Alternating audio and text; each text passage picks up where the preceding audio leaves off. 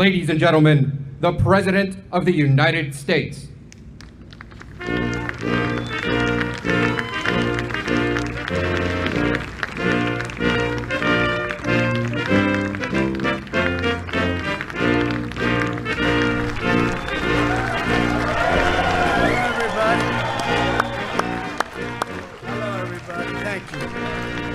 Thank you very much, everybody. Please.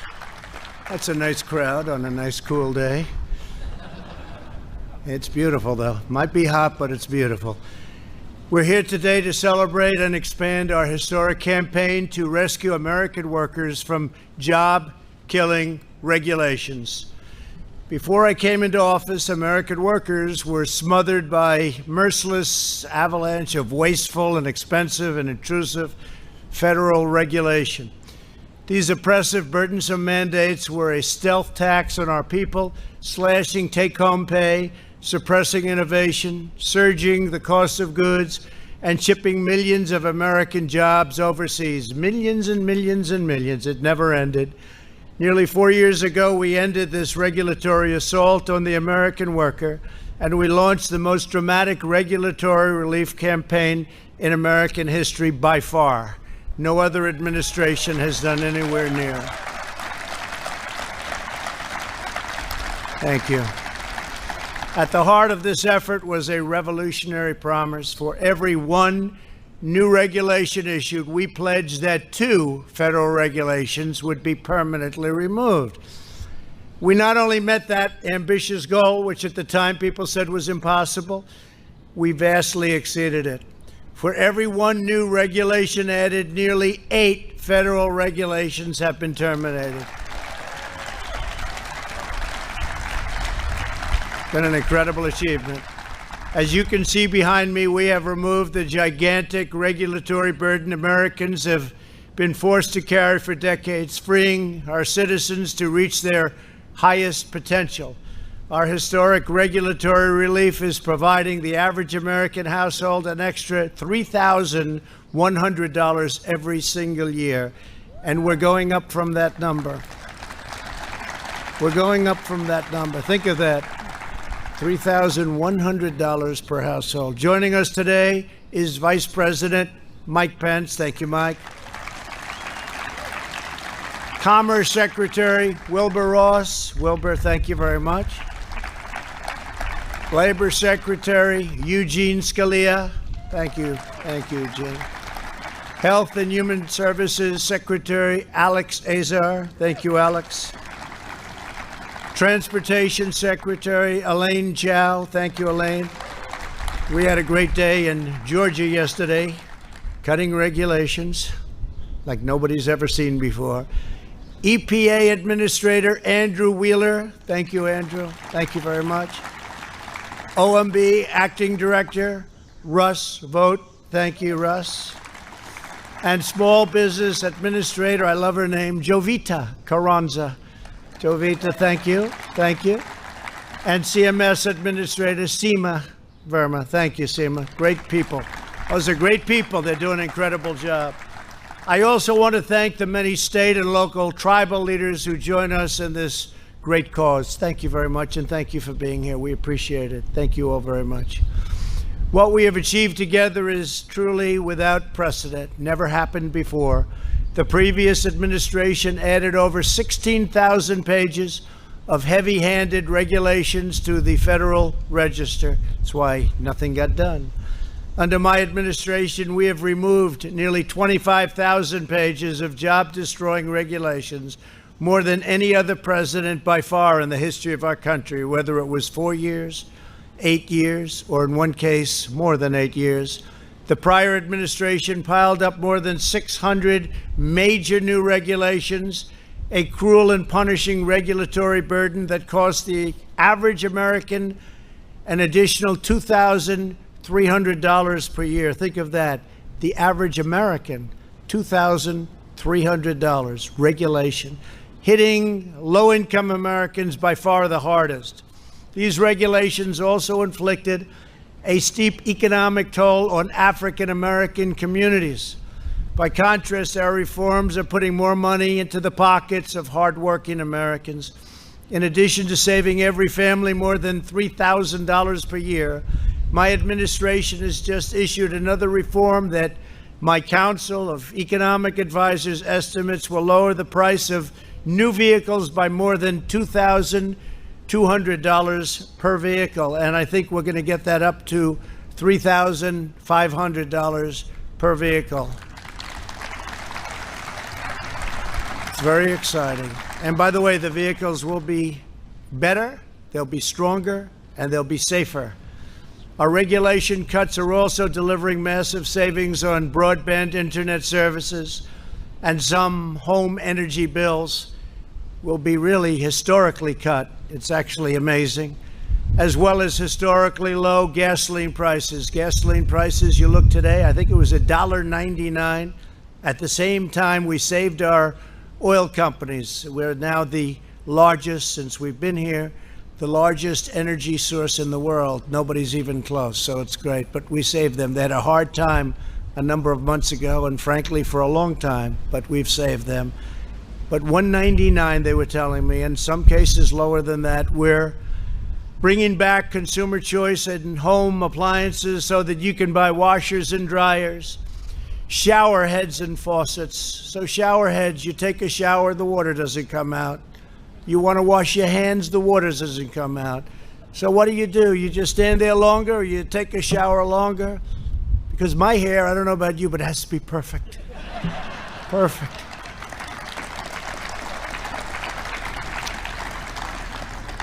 Dishwashers, you didn't have any water, so the people that do the dishes, you press it and it goes again, and you do it again and again. So you might as well give them the water, because you'll end up using less water. So we made it so dishwashers now have a lot more water. And in many places, in most places of the country, water is not a problem. They don't know what to do with it. It's called rain. They don't have a problem. And old-fashioned incandescent light bulbs, I brought them back. They have two nice qualities. They're cheaper and they're better. They look better. They make you look so much better. That's important to all of us. But they're better and much cheaper. And they were mandated out, legislated out, and we brought them back, and they're selling like hotcakes. We stopped the egregious abuse of the Clean Water Act, which extreme activists have used to shut down construction projects all across our country. When I signed that legislation, I had many farmers and construction people standing behind me. People that haven't cried since they were a baby, some of them never even when they were a baby, and they were crying. Many people were crying. We gave them back their life. They took away their land. They took away their rights. They took away their life. By reining in EPA overreach, my administration has returned the agency to its core mission of ensuring clean air, clean water, and a truly pristine natural environment. Our air now and our water is as clean as it's been in the last 4 decades. Yesterday, our country achieved yet another groundbreaking milestone by completing a sweeping overhaul of America's badly broken infrastructure approval process. It was totally out of control. Instead of taking up to 20 years to approve a major project, we're cutting the federal permitting timeline, it's already been done, to a maximum of 2 years or less, in some cases even less than 1 year. And it's possible that it won't qualify. It's possible that it won't be good environmentally or safety-wise, in which case, at least in a period of a year or two, we'll raise the hand and you won't make it. But most projects will make it, but you won't go for 10, 15, 18, or 20 years. There are many horror stories that we could relate. We're reclaiming America's proud heritage as a nation of builders. My administration has also eliminated massive regulatory barriers in our battle against the China virus. These actions save countless lives, speeding up the production of equipment. That means ventilators like nobody's ever seen before. Probably the greatest source of manufacturing, the greatest achievement since World War II. We're now making ventilators for countries all over the world. In medicine, accelerating the delivery of life-saving treatments and ensuring that We will have a vaccine in a record time. We're doing fantastically well on that. That'll be for another time, another meeting, but we are doing on therapeutics and vaccines incredibly well. No administration in history has removed more red tape more quickly to rescue the economy and to protect the health of our people. When you think of it, we are all set up that as we get the vaccine or therapeutic, and we're set up militarily, we're going to be delivering it in record time. It's all set to move. We put an investment up front, and we have logistical people, generals, great people. They're going to be delivering this all over the country as soon as we have it, and we've made tremendous progress. You've been reading about it. In total, we've taken more than 740 actions to suspend regulations that would have slowed our response to the China virus. This includes lifting restrictions on manufacturers so that our great auto workers could produce more than 100,000 ventilators. So we've done over 100,000 in 100 days. Think of that. And we didn't have ventilators. We weren't set up for ventilators. We became a country that's making a lot of them, helping so many others. Countries that are never going to be in a position to make them. They're complex, they're expensive, they're big, very, very, very tough to do. And we've saved a lot of lives. And there's never been a person in our country, even though we started with almost nothing. I say the cupboard was bare when we took over. We started with nothing. There's never been a person in our country, even though we had just absolutely no, we were going on empty. Never been one person that needed a ventilator that didn't get it. Think of that. Not one person. As complex as they are, as big, as expensive, take a long time to get them done. Not one person has ever needed a ventilator that didn't get it. We made telemedicine, thank you. Great job.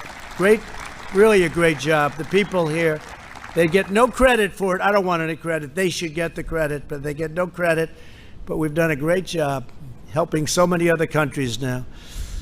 We made telemedicine available to all American patients and allowed doctors to work across state lines. I will tell you, the telemedicine is something that's really gone up by thousands and thousands of percentage points or percent, because what happened is people that wouldn't even think of using telemedicine all of a sudden started using it, and it's really turned out to be good. Really, really turned out to be good, and it solved a lot of problems. So that's something that's been great advancement. Furthermore, I've ordered federal agencies to look for ways to make these healthcare reforms totally permanent. Vice President Pence is also working closely with state, local, and tribal leaders to streamline occupational licensing. Over 30 states have taken steps to reduce these barriers to unemployment and to employment, and including a state that I love very much. I have a little history in that state, the great state of Alaska. Thank you very much, Governor, for being here. Mike Dunleavy. Mike, thank you very much. In Idaho, Governor Brad Little, who is here today with us as well, set a new record for regulatory relief. Good job, Brad. Good. Good governor. Great governor. Two great governors. The American people know best how to run their own lives. They don't need Washington bureaucrats controlling their every move and micromanaging their every decision. With each regulation we cut, we are not only returning the money and the power to our citizens, we are draining the Washington swamp, and they're not happy about it, I can tell you that. I think you know that. The swamp was deep. I just didn't know how deep. Deeper than I thought. Joining us today are a few of the countless Americans who are personally benefiting from our pro-worker reforms. Joe Cambria owns Cambria Truck Center in New Jersey, good state, New Jersey, and it's been really something that he's seen firsthand, how our regulation cuts have helped create thousands and thousands of jobs. Joe, please come up and say a few words. Thank you, Joe.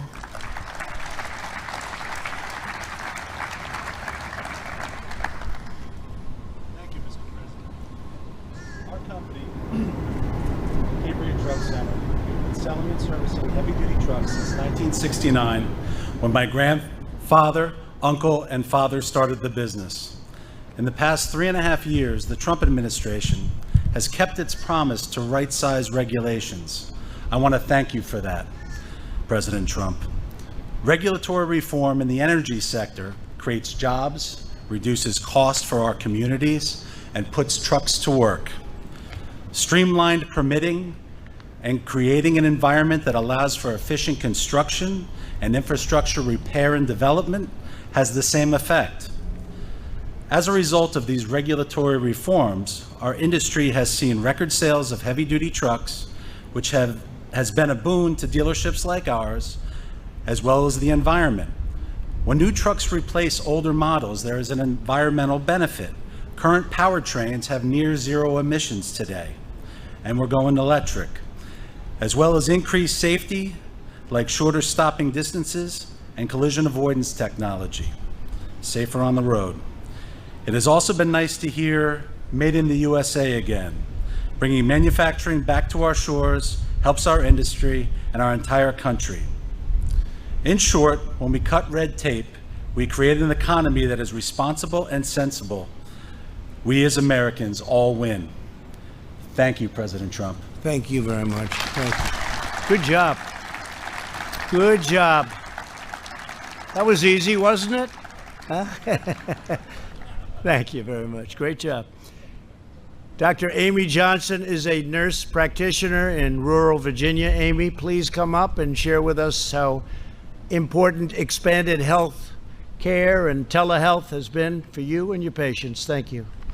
Thank you very much. Thank you, Mr. President. Good afternoon. My name is Dr. Amy Johnson, and I'm from Bedford, Virginia. Telehealth deregulation has been of substantial benefit to my colleagues and I over recent months during the COVID-19 crisis. Prior to COVID restrictions, our small local hospital that had limited access to specialty services used telehealth for neurological, mental health, and palliative care consults. However, telehealth was not something that was used within our primary care setting. Since the deregulation of telehealth restrictions and expansion of guidelines through CMS, we've had the opportunity to integrate video and audio visits as part of our patient care experience. During the COVID crisis, there were days when almost all of my visits were done via telehealth. This allowed me to continue to care for my patients, including those that were the most vulnerable, without risking exposure to illness by bringing them into the office setting. Since we've gone back to a more traditional model, we've continued to offer telehealth visits, which are a valuable option for home health and hospice patients, patients with limited mobility, and patients that remain at high risk. As a farm safety specialist, I can see the use of telehealth expanding to offer more services to our farming population and rural Americans, including much needed mental health services, which are unfortunately very sparse.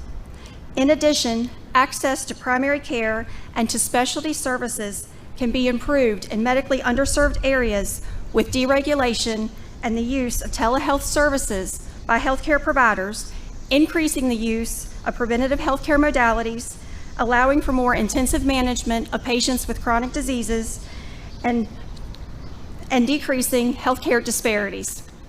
Thank you, Mr. President. Thank you very much. Great job. Thank you. So that's been a great help to you. Telehealth, it's been an incredible thing. Great job. Thank you very much. Jim Chilton is a rancher from Arizona who was crushed by the Obama-Biden administration's ridiculous Waters of the United States rule. It's been a catastrophic rule, but it's gone now, which gave bureaucrats power to regulate every puddle on private land as though it were a lake. Jim, please come up and tell us of your experience, which I know wasn't a good one, but it's a good one now. Please.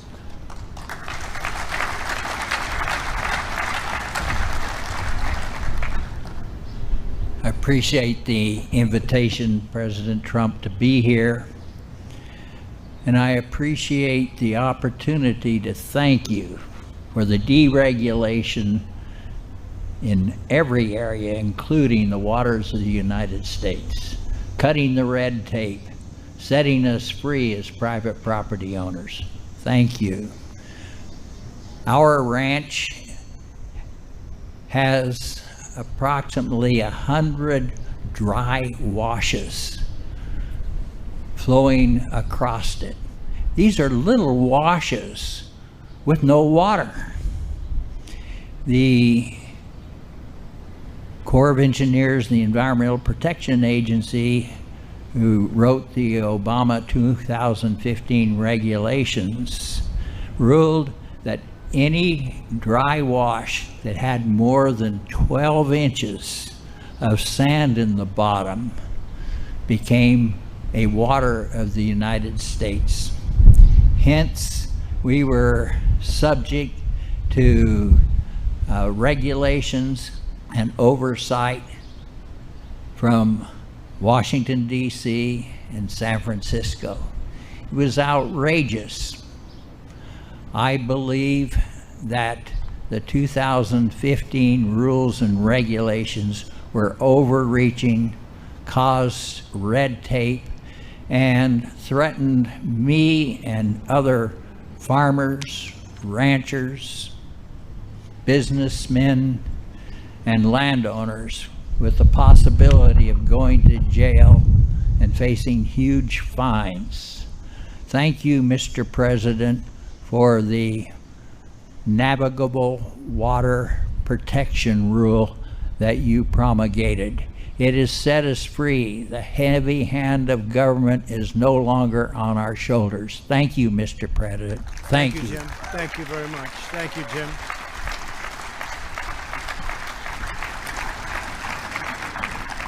That was my honor, Jim, and thank you very much. It's terrible. It was that you had to suffer so long. They took your property away from you.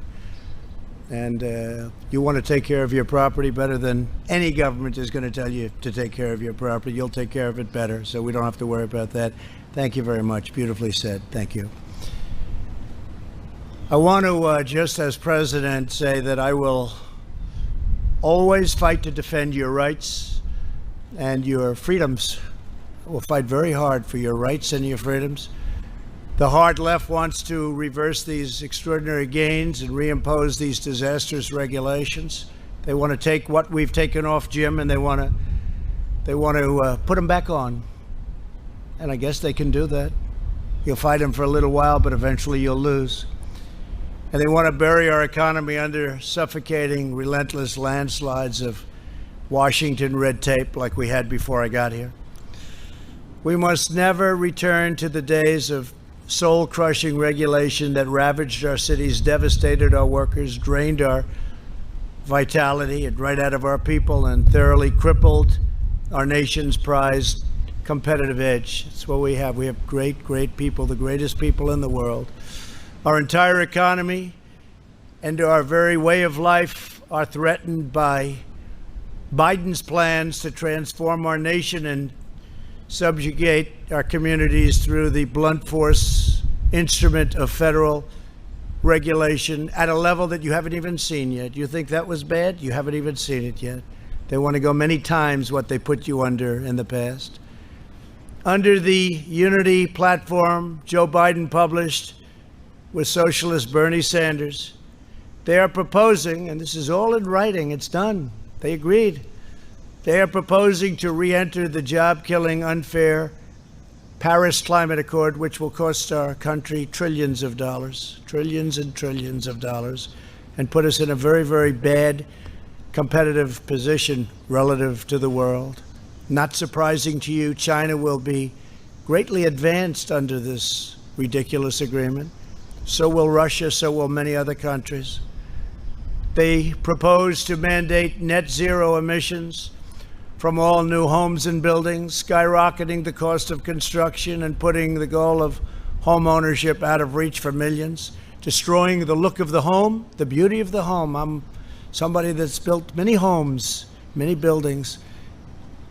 If you take a look at this, it doesn't look good.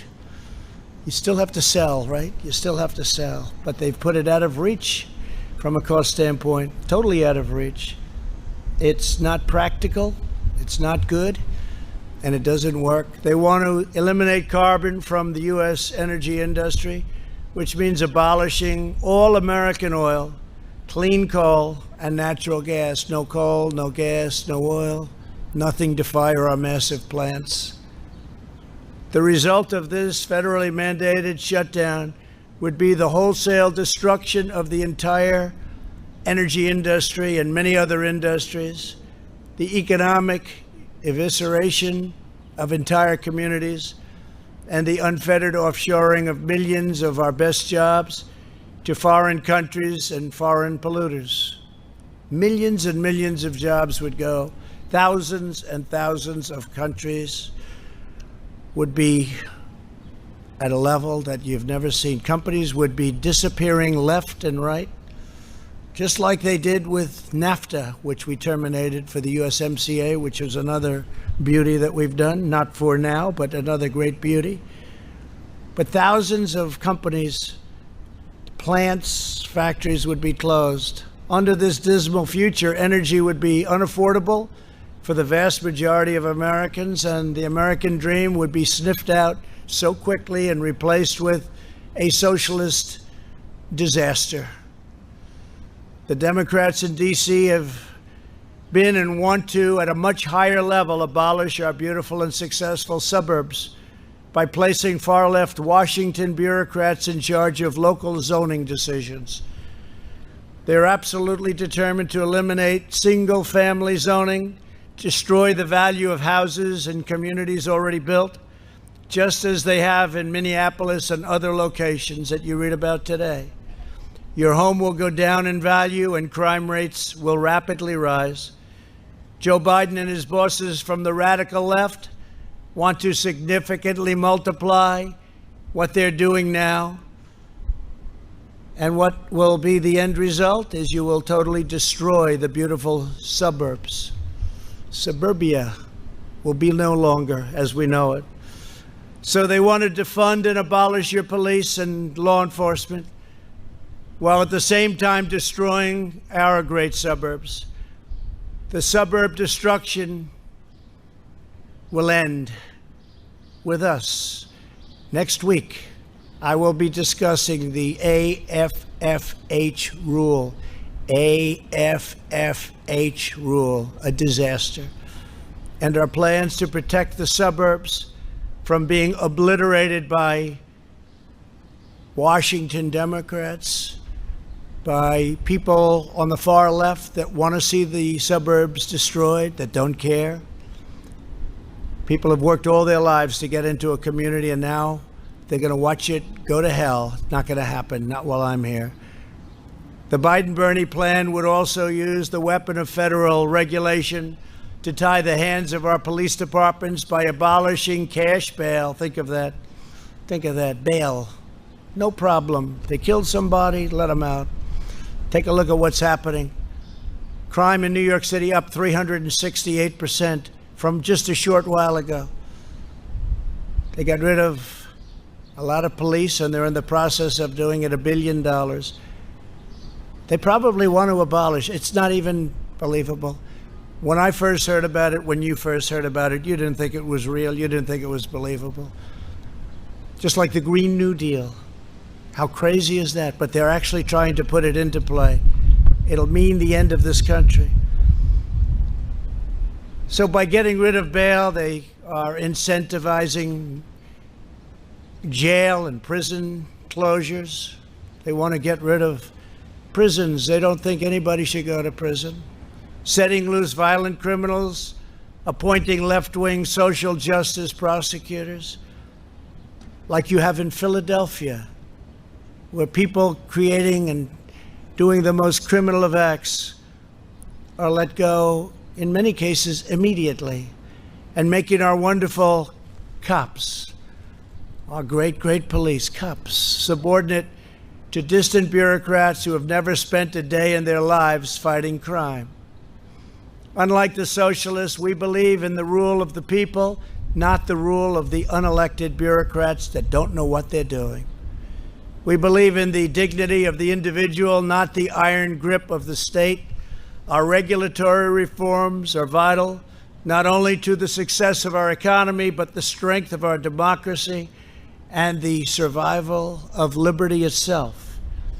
My administration will continue pressing forward until we have made every last vestige of Washington fully, completely, and totally accountable to the citizens of the United States.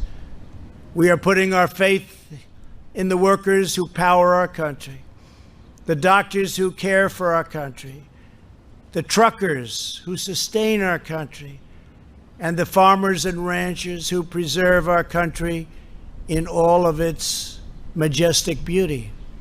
The American people are the ones who made our nation great, and together we will make it greater by far than ever before. God bless you, and God bless America. Thank you very much for being with us. Thank you very much. Thank you. Thank you very much. Thank you.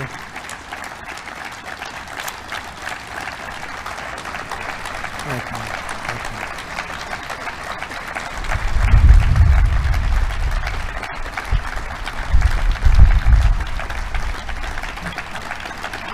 Thank you very much. Thank you. We must have said something right. I guess we said it absolutely right. It's about our country. It's about our country. We want to be strong. We want to respect everybody, but we have to have strong law enforcement, and that's taking place in the areas that we're responsible for. We want others to call us for help. There's nothing wrong. Let Chicago call. Let Seattle call. We were going into Seattle, all set to go, and then they did it themselves. They heard we were coming in, and the hands went up. They gave up. I mean, it's so terrible when you see what's happening. Minneapolis, we said, get the guard in there. 3 nights, get the guard in, get the guard. We got the guard in. The National Guard, they've done a fantastic job. As soon as they showed up, it was like a knife cutting through butter. You saw that, right? After 4 days of horror. It wasn't the police's fault in any of these places. They were told to leave. The police are, generally speaking, they do a great job. They were told to leave. But you saw what happened. Minneapolis, grab your gun and run. That's not what they wanted to do. But the National Guard came in, and we did a great job. No problem after that, do you notice? We just passed a statues and monument executive order, and they were going wild. They see that beautiful, look at it right there, it's so beautiful, the Washington Monument. If they had their choice, they'd take it down, and I guarantee you they'd rename it. They want to rename it. They want George Washington out. They want Thomas Jefferson out. They want Abraham Lincoln out. They want abolitionists out. They don't know what they want. They just want to destroy our country. We're not going to let it happen. We're not letting it happen. So I'd now like to ask Vice President Mike Pence to say a few words. Thank you, Mike. Thank you.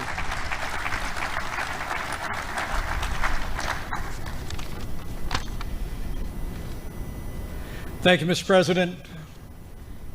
It's a privilege to be with you today. Thank you for bringing together all these great, hardworking Americans, to be able to hear their stories, be able to reflect on the fact that before the coronavirus hit our country, thanks to your leadership, we built the strongest economy in the history of the world.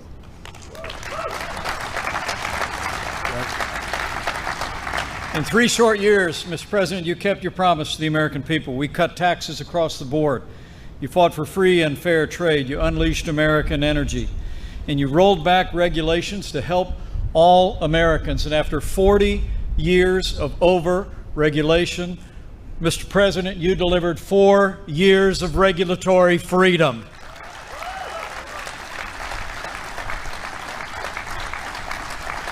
And in our first 3 years, the results were extraordinary. Businesses large and small created 7 million new jobs. Wages rose at their fastest pace.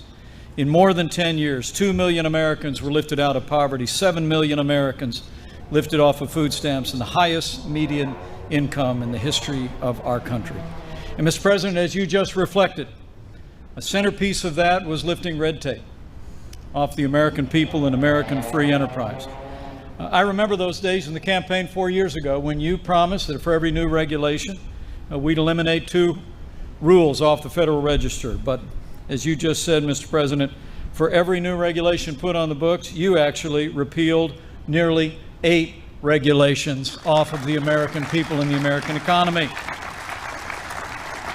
And this president has already signed more bills rolling back federal red tape than any president in American history.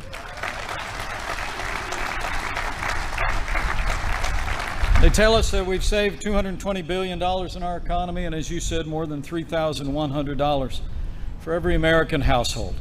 And beyond all of that, the regulatory reform now has America as the largest supplier of oil and natural gas in the world and a net exporter of energy for the first time in 75 years. That's what your deregulation agenda delivers. And today, Mr. President, as we continue to respond to the coronavirus pandemic, at your direction, we're ensuring that our states, our hospitals, and our extraordinary healthcare workers have not only the supplies they need, but the freedom and the flexibility to give every American the same level of care that each one of us would want a family member to have. And as we meet this moment in this pandemic, we're also opening up America again. It's extraordinary to think, Mr. President, at the height of this pandemic, our economy had lost 22 million jobs, but because of the strong foundation that you laid of less taxes and less regulation, in 2 short months, May and June saw record-breaking job creation. We've already added 7 million jobs back to the American economy, and we're just getting started.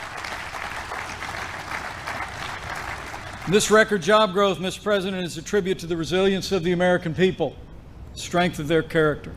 It's a resilience to your leadership, to the agenda that you advanced in our first 3 years.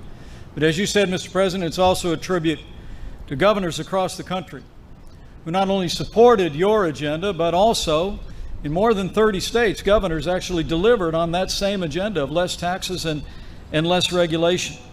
And while I've been leading the White House Coronavirus Task Force, it's also been my honor, Mr. President, to lead the governor's initiative on regulatory innovation and to work with these extraordinary governors.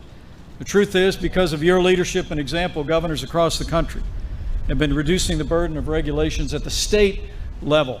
And that's what's contributed to the strong foundation on which we are standing, and the American recovery has already begun. Fortunately, as you mentioned, we have 2 of those great governors with us today. Now, the first is a governor who in his very first year in office cut or simplified more than 75% of his state's regulations and cut the administrative code by 20%. Would you all join me in welcoming Idaho's great governor, Brad Little, to tell us Idaho's story of deregulation. Thank you, Mr. Vice President. Mr. President, it's a great honor to be here.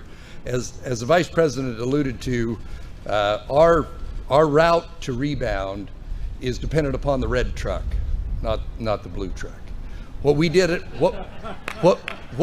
in Idaho, where we had the 3rd lowest unemployment, the 3rd fastest income growth of any of the states, particularly for those at the lower end of the income, was to match up with your regulatory reform and make more opportunities available. Whether it be the spouse of a military veteran that came there that wanted to have their license and their home state transferred, which today I can proudly say takes us 1/2 day to get that done so that those people can be there. Right. Whether it's a small business that wants to break through and remove the regulatory friction that existed there before. But as this economy changes as a result of what's taken place, you have to free up all Americans to have that freedom to create a new opportunity. One of the things that we did that we heard about from the good doctor was telehealth. Between CMS, the department, and what we did in Idaho, we increased telehealth availability in Idaho by 4,000%. Idaho is a rural state. Idaho is a state where accessibility and the cost of health care is always an issue.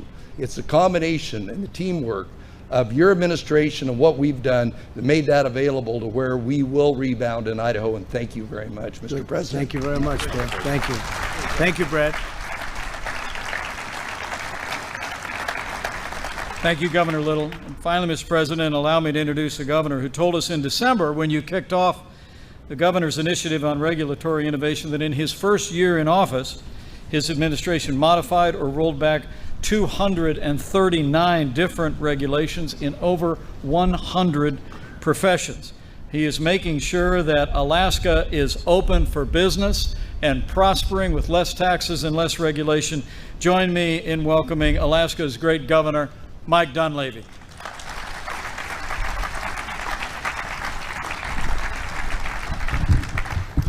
Thank you, Mr. Vice President, and thank you, Mr. President, for having us here today.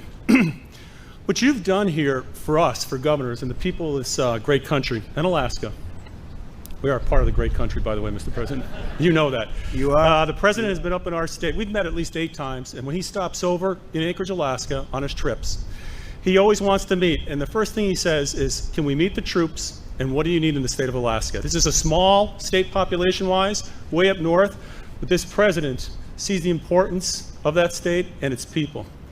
This is really about hope, Mr. President, restoring hope and opportunity. And this is what you've done. This is really about the art of the possibility. As the previous Governor Little said, this is what you've done is historic, and it's going to continue to be historic. In Alaska, for example, we have communities that are 500, 600 miles off the road system. The telehealth regulations that have been put in place now are not only going to be good for medicine, but they're going to save lives as a result of the work that you and your team have done. We look at our resource development. We look at businesses, small and big, and you've renewed hope that it is possible to achieve the American dream. These regulations over the past 40 years have really, in many respects, killed the American dream. As you said, strangled the American dream. And in the end, really what this comes down to is how does it impact the individual American, the individual Alaskan in my case. And I want to tell you, what you've done is when the landowner goes and decides that they want to do a little landscaping on their property, do they have to look over their shoulder and wonder if big government is watching them? Can they do what they need to do on their private property? You've restored the hope that they can realize the American dream. And this goes for our corporations, this goes for our entities, our nonprofit entities, this goes for our native corporations in Alaska. What you've done is restore hope and opportunity, and we're looking forward to more years of this opportunity, Mr. President. So thank you very much. Thank you very much, Mark. Thank you.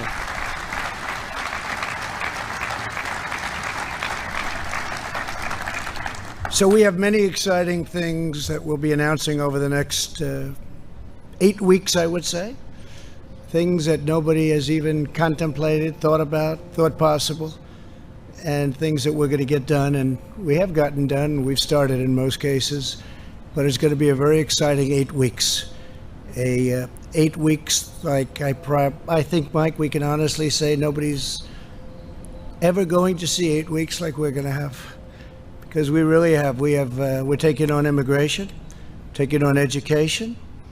We're taking on so many aspects of things that people were hopelessly tied up in knots in Congress. They've been working on some of these things for 25, 30 years. Wasn't happening. But you'll see levels of detail, and you'll see levels of thought that a lot of people believed very strongly we didn't have in this country. We're going to get things done. We're going to get things done that they've wanted to see done for a long, long time. So I think we'll start sometime on Tuesday. We'll be discussing our one plan on suburbia, but that's one of many, many different plans. Then we're going into the immigration, the world of immigration, the world of education. We're going into the world of healthcare.